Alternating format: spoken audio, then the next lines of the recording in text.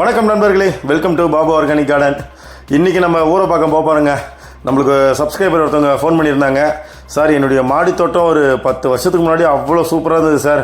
இப்போ எல்லாமே ரொம்ப மோசமான நிலமையில் இருக்குது. இந்த மாடி தோட்டத்தை நீங்கள் தான் எனக்கு சரி பண்ணி பக்காவாக மண் எல்லாமே கொஞ்சம் நல்லா மாற்றி வளமான மண்ணாக மாற்றி எனக்கு கொடுங்க சார். என் மாடி தோட்டத்தை நீட் பண்ணி கொடுங்க அப்படின்னாங்க. கிட்டத்தட்ட ஒரு 100 தொட்டிகளுக்கு மேலே வச்சுருக்காங்க. மாடி தோட்டத்தையே கொஞ்சம் வருஷமாக பராமரிக்காமல் விட்டுட்டாங்க பொழுது. கீழே ஃபுல்லாகவே மண் தான். இப்போ நான் கையில் எடுப்பேன் பாருங்கள், அவ்வளோ மண் இருந்தது. கீழே இருந்த மண் மட்டுமே கிட்டத்தட்ட ஒரு 7-8 மூட்டை வந்ததுங்க. அவ்வளோ மண்ணுங்க கீழே இருந்தது. அந்த மண்ணே நம்ம யூஸ் பண்ணிக்கலாம். ஏன்னா அது மாடி தோட்டத்துலேருந்து தான் வந்தது. அந்த மண்ணையும் யூஸ் பண்ணிக்கலாம். இந்த மண் எல்லாமே நீங்கள் கொட்டி கீழே கொஞ்சம் நல்லா எனக்கு ப்ராப்பரான உரம்லாம் கொடுத்து அந்த மண் நல்லா வர மாதிரி பண்ணி கொடுங்க அப்படின்னாங்க. இந்த போர்வை போட்டு வச்சுருக்காங்க பாருங்கள், அதில் மண் மாடி தோட்டமே ஒரு அலங்கோலமாக இருந்தது. அந்த மாடி தோட்டத்தை இப்போ நம்ம வந்து நம்மளுடைய ஸ்டைலில் மாற்ற போகிறோம் அப்படின்றதான் வீடியோ நீங்கள் பார்க்க போகிறீங்க. வீடியோ ஸ்கிப் பண்ணாமல் பாருங்கள், கண்டிப்பாக உங்களுக்கு பிடிக்கும். இப்போ சென்னையில் இருக்கிற உங்களுடைய மாடி தோட்டத்தை வந்து பழைய மண்ணை வந்து புதுப்பிச்சு தரணும், மாடி தோட்டத்துக்கு ஸ்டாண்ட் ஆர்கனைஸ் பண்ணணும், மாடி தோட்டத்தையும் நல்லா நீட்டாக க்ளீன் பண்ணி தரணும், உரம்லாம் கொடுக்கணும் அப்படின்னு சொன்னீங்கன்னா மேலே ஸ்க்ரீனில் நம்பர் தெரியுது பாருங்கள், அந்த நம்பருக்கு வாட்ஸ்அப் பண்ணுங்கள். உங்கள் மாடி தோட்டத்தையும் தரமான முறையில் நாங்கள் பண்ணித்தரோம். அவங்க ஃப்ரிட்ஜ் தொட்டியில் நிறைய மண் வச்சுருந்தாங்க.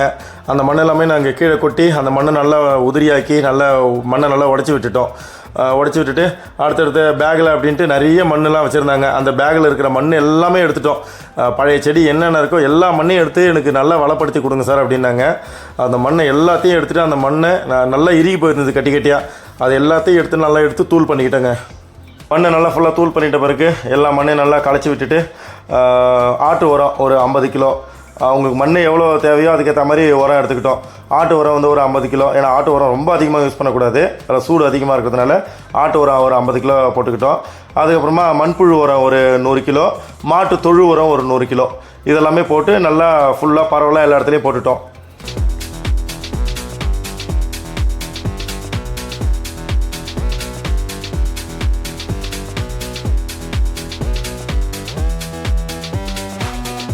ஆட்டு உரம், மாட்டு உரம், மண்புழு உரம் போட்டாச்சு. இப்போ மேலே வந்து ஒரு லேயர் ஃபுல்லாக வேப்ப முன்னாக்கு, நல்ல பியூர் வேப்ப முன்னாக்கு, கசப்புத்தன்மை அதிகமாக இருக்கும் அதில். இது வந்து என்ன பண்ணோம் அப்படின்னா, நம்ம செடியில் வந்து மண்ணில் எதனா பூச்சிகள் இருந்தால் அதை அழிக்கும். ஆனால் செடிகளுக்கு நிறைய சத்துக்களை கொடுக்கும். அதுலேயே தழை சத்து, மணி சத்து, சாம்பல் சத்து எல்லாமே இருக்குது. அப்புறமா பார்த்தீங்கன்னா செடிகளுக்கு நிறைய சத்து கொடுக்கக்கூடிய கால்சியம் சத்து கொடுக்கக்கூடிய போன் மீல் அப்படியே ஒரு லேயர் போட்டுட்டோம். அப்புறமா உயிர் உரம், மண்ணில் வந்து ஆல்ரெடி பாக்டீரியா இருக்கும். நம்ம வந்து அதை இந்த உயிர் உரம் கலக்கிறது மூலிமா அந்த பாக்டீரியா இன்னும் நல்லா இனப்பெருக்கம் அடையும். அதனால் அசோஸு, பாஸ்போ, பொட்டாஷு, ரைசோபியம், சூடோமோனஸு, ட்ரைகோடர்மா விடி அப்படின்னு சொல்லிட்டு 6 ரகமான உயிர் உரங்கள் இருக்குது. உயிர் உரங்கள் நிறைய இருக்குது. இப்போதைக்கு நம்ம மாடி தோட்டத்துக்கு தேவையான இந்த 6 ரகமான உயிர் உரங்கள் போதும். எல்லாமே கலந்துட்ட பிறகு நம்ம மண் எப்படி இருக்குது பாருங்கள். இப்போ இந்த மண்ணை கிட்டத்தட்ட ஒரு 4 வாட்டி நாங்கள் பெரட்ட போகிறோங்க. 4 வாட்டி தொடர்ந்து பெரட்டினா தான் எல்லா உரமும் ஈக்குவலாக எல்லா இடத்துக்கும் கலந்துருக்கும். நடுவில் சரியான வெயில். எனக்கு ரோஸ் மில்க் வாங்கி கொடுத்தா தான் வேலை செய்வோம் அப்படின்னு நான் என் ஃப்ரெண்டு, அதனால் ரோஸ் மில்கை வாங்கி கொடுத்தேன். நல்லா குடிச்சிட்டு வேலை செய்ய ஆரம்பித்தாங்க.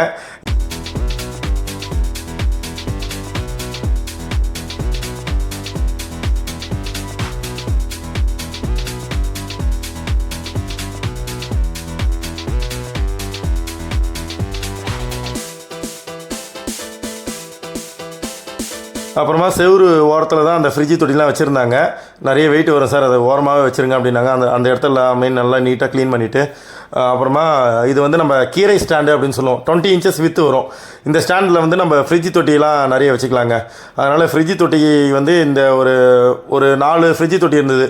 அதனால் இந்த ஒரு 3 ஸ்டாண்டை ஒன்றா வச்சு 4 ஃப்ரிட்ஜ் தொட்டியை நாங்கள் அதிலே வைக்க ஆரம்பித்தோம்.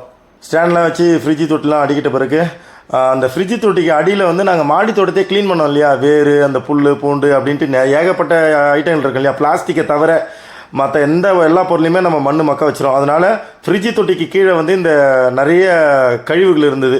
மாடி தோட்டத்தில் க்ளீன் பண்ண அந்த சத்தக்கத்தை எல்லாமே இருந்தது. செடி கொடி அப்படின்ட்டு எல்லாமே நாங்கள் அதை ஃப்ரிட்ஜ் தொட்டிக்கு அடியில் போட்டுட்டு அதில் மண்ணை ஃபில் பண்ண ஆரம்பித்தோம்.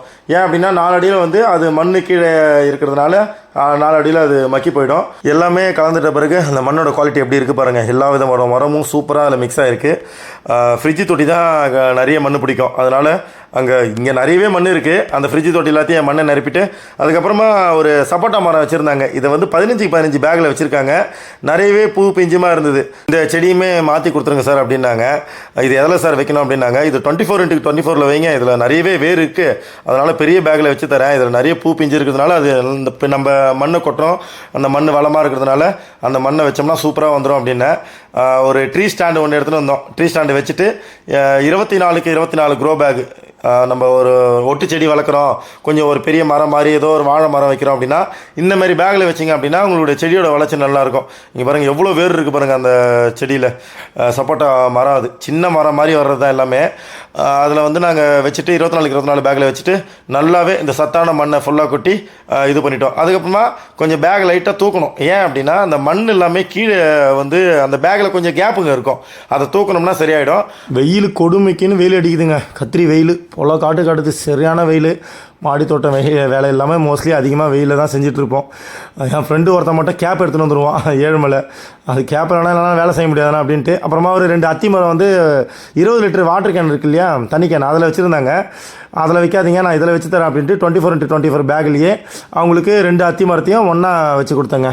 அப்புறமா மல்லிச்செடி கிட்டத்தட்ட ஒரு 10 மல்லிச்செடி வச்சுருந்தாங்க. அந்த மல்லிச்செடி ஃபுல்லாகவே எப்படியும் ஒரு 10 வருஷத்துக்கு மேலே இருக்குன்னு நினைக்கிறேன். அவனால் ஏறி மிதித்து தூக்கி போட்டு அப்படி இப்படி சொல்லி அப்புறமா வேறு எடுத்தானுங்க. வேறு எடுத்த பிறகு பார்த்தா ஃபுல்லாக வேறு தாங்க இருக்குது. ஏன்னா 10 வருஷம் செடின்னும் போது இப்படி தான் இருக்கும் வேறு. அதை நம்ம எடுத்து நம்ம மாற்றினா தான் சரிப்பட்டு வரும். பாருங்கள் எவ்வளோ வேறு இருக்குது பாருங்கள். இதை வந்து அதே ஒரு 15 பேக் எடுத்து மல்லி செடி எல்லாமே அதில் மாற்றி நட்டு வச்சோம்.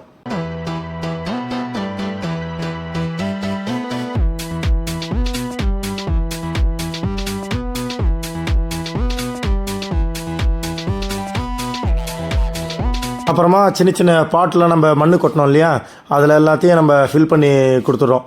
ஏகப்பட்ட பாட் சைஸ்லாம் வச்சுருந்தாங்க. க்ரோ பேக் அப்படின்ட்டு எல்லாத்துலேயும் மண்ணை ஃபில் பண்ண ஆரம்பித்தோம். அப்புறமா மல்லிப்பூ செடிலாம் நட்டோம் இல்லையா, அதெல்லாமே இந்த ஒரு ஓரமாக கடப்பாக்கல் வச்சுருந்தாங்க, அது மேலே வச்சுட்டோம். அப்புறம் அவங்க ட்ராகன் ஃப்ரூட்டு வச்சுருந்தாங்க.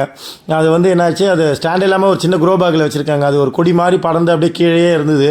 நான் என்ன சொன்னேன், உங்களுக்கு ஒரு ஸ்டாண்டு வச்சு அது பக்காவாக ஆர்கனைஸ் பண்ணி தரேன், மேலே உங்களுக்கு ட்ராகன் வந்தாலும் மேலே அப்படியே பூ மாதிரி விரிஞ்சு ஒரு கொடை மாதிரி வரும், அதிலே நீங்கள் வச்சுருங்க அப்படின்னா. சரி சார், அந்த ஸ்டாண்டு ஒன்று போட்டுருங்க அப்படின்னாங்க. ட்ராகன் ஃப்ரூட் ஸ்டாண்டு ஒன்று செஞ்சுட்டு, இதுதான் அந்த இது 12x12 பாட்டில் ஒரு சின்னதாக நட்டுருக்காங்க. அது அப்படியே வளர்ந்து போயிருக்கு. டிராகன் வந்து ஒரு கொடி அமைப்பு பண்ணிருந்தாங்க. அதுக்கு ஒரு அமைப்பு மாதிரி நம்ம வச்சு கொடுத்துட்டோம் அப்படின்னா ஒரு கொடை மாதிரி விரிஞ்சு அதில் நிறைய உங்களுக்கு பூக்கள் வைக்கும். பூ வச்சு காய் நிறைய வரும் உங்களுக்கு டிராகன் ஃப்ரூட்டு.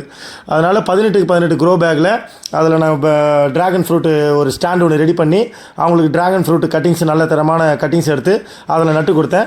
இதுக்கப்புறம் அது அந்த டிராகன் செடி வந்து பிக்கப் ஆகிடும். என்ன முள் தான் கொஞ்சம் நிறைய அடி வாங்கினேன். அவ்வளோதாங்க, டிராகன் செடி நட்டுட்டு இந்த மாதிரி நம்ம மேலே ஸ்டாண்டு வச்சிட்டோம் அப்படின்னா அது எவ்வளோ ஹைட்டு போதோ அவ்வளோ ஹைட்டுக்கு நம்ம தூக்கி பேலன்ஸ் பண்ணிடலாம். டிராகன் செடி இதுக்கப்புறம் நல்லா வளர ஆரம்பிச்சிடும்.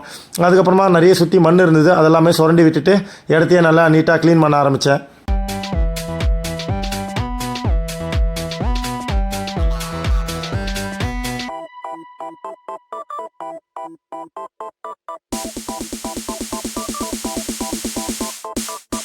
கடைசியாக ஜீவாமிர்தம் கொடுப்போங்க. நம்ம மாற்றி நட்ட செடிகளுக்கும் சரி, மண் கலவி பண்ணோம் இல்லையா, நம்மளாம் மண் கலவை பண்ணிவிட்டு உடனே செடி வைக்காதீங்க. ஜீவாமிர்தம்லாம் கொடுத்து ஒரு வாரம் 10 நாள் அதை நல்லா ஊற போட்டுட்டு அதுக்கப்புறமா செடி வச்சிங்கன்னா செம்மையாக வளருங்க. அவங்களுடைய மாடி தோட்டம் இப்படி தான் இருந்தது பிஃபோர். ஒரே குப்பம் குளமாகவும் கொஞ்சம் நிறைய மண், கீழே ஒரே டஸ்ட்டு அப்படின்ட்டு பார்க்கவே ஒரு நீட்டே இல்லாமல் அப்படி இருந்த அந்த மாடி தோட்டத்தை நாங்கள் எப்படி மாற்றி கொடுத்துருக்கோம் அப்படின்னு பாருங்கள். இந்த மாதிரி அவங்களுக்கு ஒரு நீட்டாக ஸ்டாண்டெலாம் ஆர்கனைஸ் பண்ணி மண்ணுக்குன்னு தூசி எதுவுமே இல்லாமல் பக்காவாக நீட்டாக க்ளீன் பண்ணி கொடுத்துருக்கோங்க. எங்கள் டீமில் வந்து நாங்கள் 4 பேர் போனோம்.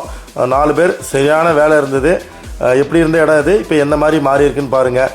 இந்த சைடு ஒரு 4 ஃப்ரிட்ஜ் பாக்ஸு, இந்த சைடு ஒரு 2 ஃப்ரிட்ஜ் பாக்ஸுன்னு மொத்தம் 5 ஃப்ரிட்ஜ் பாக்ஸு. அப்புறமா நிறைய தொட்டிலாம் வச்சுருந்தாங்க இல்லையா, அதெல்லாம் செடியெலாம் மாற்றிட்டு அவங்க இடத்தையே நல்லா நீட் பண்ணி கொடுத்துட்டோம். அவங்க வந்து பார்க்கும்போது அவங்களுக்கும் ரொம்ப சந்தோஷமாக இருந்தது. ஓகே ஃப்ரெண்ட்ஸ், வீடியோ எண்டுக்கு வந்துட்டோம். எப்படி இருக்குது பாருங்கள் மாடி தோட்டம். சென்னையில் இருக்கிற உங்களுடைய மாடி தோட்டத்தையும் இதே மாதிரி பண்ணணும் அப்படின்னா சிறப்பான முறையில் தரமாக செஞ்சு தரோம். வீடியோ பற்றிய கருத்துக்களை கீழே கமெண்ட்டில் சொல்லுங்கள். எங்கள் சேனல் பிடிச்சிருந்தால் சப்ஸ்கிரைப் பண்ணிக்கோங்க. எங்களுடைய ஃபேஸ்புக் பேஜை ஃபாலோ பண்ணிக்கோங்க. தேங்க்யூ. Happy gardening. செழிக்கட்டும் இயற்கை விவசாயம் மொட்டை மாடியிலும். நன்றி.